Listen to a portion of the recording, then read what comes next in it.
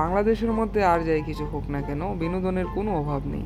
যেমন দেখুন, এই যে ব্যক্তি যিনি কিনা ঢাকার আগারগাঁওয়ের মধ্যে এই কেক পট্টির স্থাপন করেন, মূলত কেক পট্টি না, উনি মূলত ওনার স্ত্রীর বানানো হোমমেড কেক ওখানে বানিয়ে বিক্রি করা স্টার্ট করে। যেটা দেখে এই যে এই আপু উনি আসে ওনার এই কেকের ভুল ধরার জন্য। তো উনি ভুল ধরতে আসেন না কি করতে আসেন সেটা এই আপুই ভালো জানে, কিন্তু উনি এটা দেখতে দেখতে এখানে উনি নিজেই এখন কেকের ব্যবসা শুরু করে দিয়েছে, মানে বিষয়টা। তারপরে আসে আমাদের এই ভাই, যিনি কিনা এই আপুর দেখা দেখি ঘুরতে এসে এখন নিজেই গাড়ির মধ্যে ওনার কেক বানানো স্টার্ট করে দিয়ে। এরপরেই আগারগাঁওয়ের সেই রাস্তাটি পরিণত হয় মায়ের দোয়া হোটেল পল্লীতে, যেখানে কিনা যে যার মতো করে পারছে কেক পুডিং ইত্যাদি বানিয়ে নিয়ে আসে।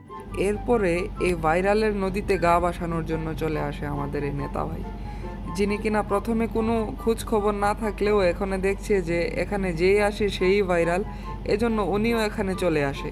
যে কালারটা করেছেন কি দিয়ে করেছেন ওই কালারটার সার্টিফিকেট দেখতে চাচ্ছি, ক্যামেরার সামনে দেখাতে হবে। এই কেকটার 100% বিএসটি সার্টিফিকেট লাগবে। আমার কথা হচ্ছে আমি যেটা খেলাম আমার কিডনিতে কি এফেক্ট করবে, আমার বাচ্চার কিডনিতে কি এফেক্ট করবে, এইটার গ্যারান্টিটা আপনি আমাকে একটু। মূলত এদের জন্যই আমাদের হাসু আপা বলেছিল তো তাদেরকে কি করা উচিত? পদ্মা সেতুতে নিয়ে যে ওখান থেকে পদ্মা নদীতে টুস করে ফেলে দেওয়া উচিত।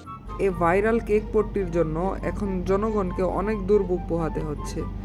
যেমন রাস্তায় এমন যানজট হয়, 5 মিনিটের রাস্তা 50 মিনিট দরকার। এরপরে ওনাদের নিজেদের মধ্যে মারামারি তো লেগেই আছে, কে আগে আসলো, কে কার জায়গা দখল করে নিল, এসব নিয়ে আরও কত কি। তো এখানে প্রথমে কেকের দোকান ছিল একটা দুইটা, ধীরে ধীরে হতে হতে এখন অনেকগুলা কেকের দোকান হয়ে গেছে, যা মানে ঘনারও বাইরে। তো ঠিক কিছুদিন আগে ওখানে ছিল মিজান ভাইয়ের ভাতের হোটেলের রাজত্ব, মানে পাবলিক হুমড়ি খেয়ে সেখানে গিয়ে গিয়ে পড়তো মিজান ভাইয়ের ভাতের হোটেলে। ঠিক তেমনি এখন পাবলিক আবার নতুন তাদের আকর্ষণ খুঁজে পেয়েছে এই কেক পট্টিতে।